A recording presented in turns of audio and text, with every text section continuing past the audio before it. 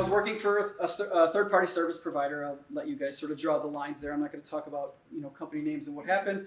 But they were essentially a large brokerage and focused on highly transactional data, where they were bringing buyers and sellers together, and they were very highly dependent upon structured data to find matches for what the market demanded and what the suppliers can actually provide.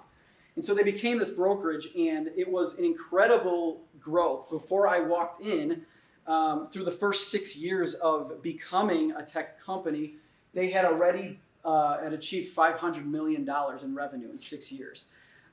They had 1,200 employees, and they were about 100 employees were sitting in IT alone. And that was the group that I was coming in to preside over and help sort of create this speed and efficiency moving forward.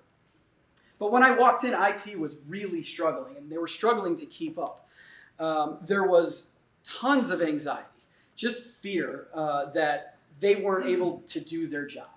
And this fear stemmed from this fact that they had this incredible business idea, and they went from 0 to 500 million in 6 years, which still blows my mind.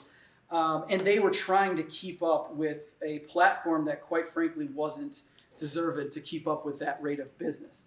So there was a lot of anxiety and fear, and I think the statement, says it best.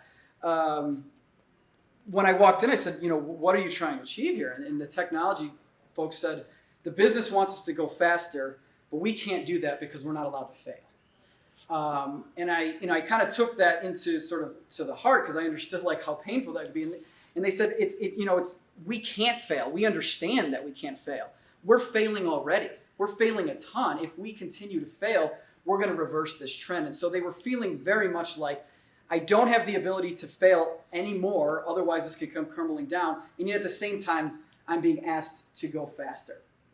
I think if you look at some of the numbers, it'll tell the story, right? There's 100 engineers in the department. Every year, 50 of them came and went. 50 people. I don't even know how you can run an engineering department where new people have their hands in the code, and new people, and people that were just getting experience were leaving. We became very reliant on people that weren't driven by our success. We were bringing in younger engineers who didn't have the experience in architecture, and we were creating a ton of technical debt. So as you can imagine, there was a lot of low productivity. And the reason there was low productivity is because there was tons of anxiety and fear that if they failed, they would be reprimanded, they would be shown the door, they would be given, sort of their walking papers, and so they weren't motivated to do too much. Like, don't touch the ship, it's fragile, just keep this thing going. And so that led to just a lot of low productivity because they just weren't willing to take chances. Politics was just a way to survive in the organization. If you knew people and you knew how to survive and you knew the data of what was going on in the organization, it was very easy to use that to shift blame and to sort of prop yourself up regardless of the value.